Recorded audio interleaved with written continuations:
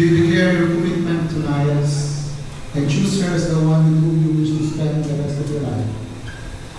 Do you accept the gift of herself that she gives to you? And do you give yourself to her?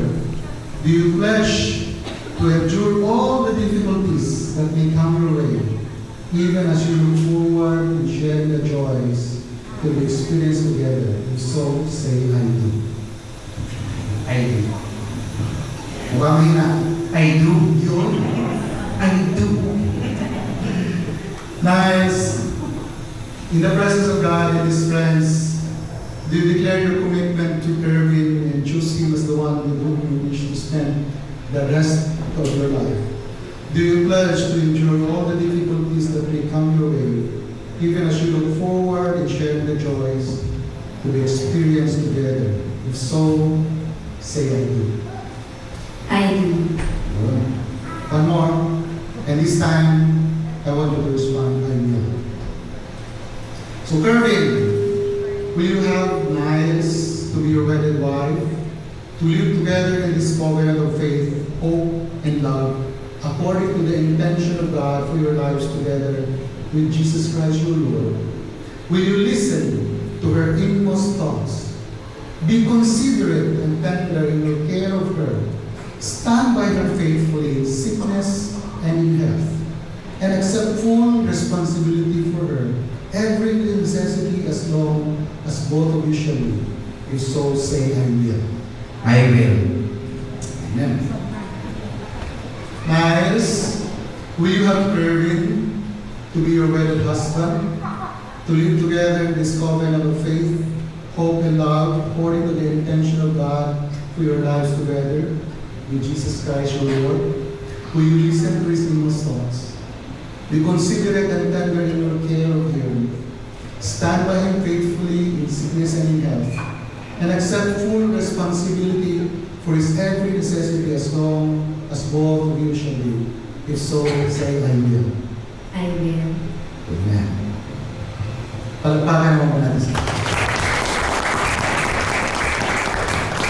May I have the ring, please? Ring. Asa po yung singsing? Tulog ang ring there. Thank you.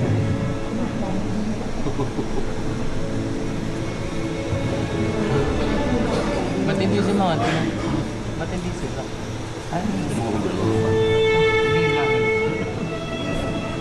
So what is exactly is a wedding ring?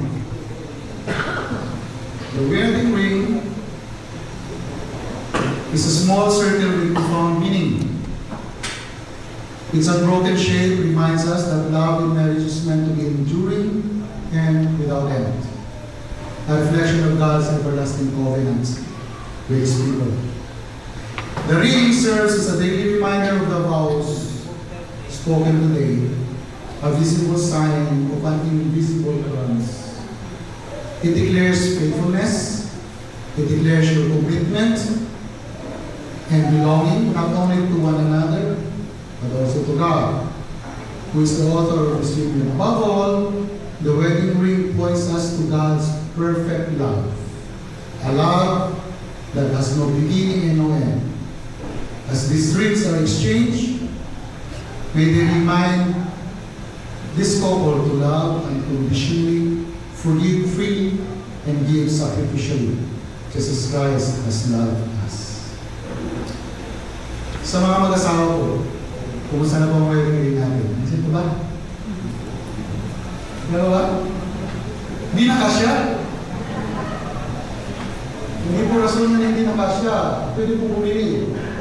Ito, siya gusto rin natin ito.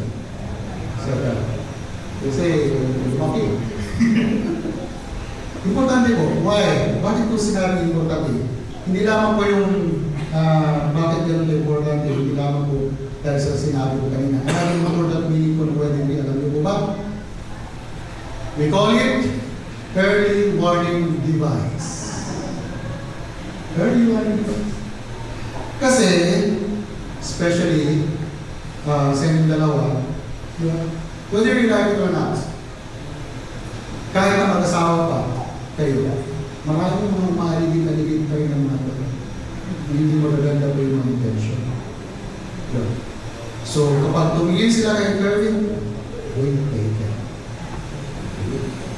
Tumingin sila kay Niles, take care. This means you belong to someone. Okay? So, Bisaya pa, wala na kayo karapatan mag-igat-igat, no? Yes.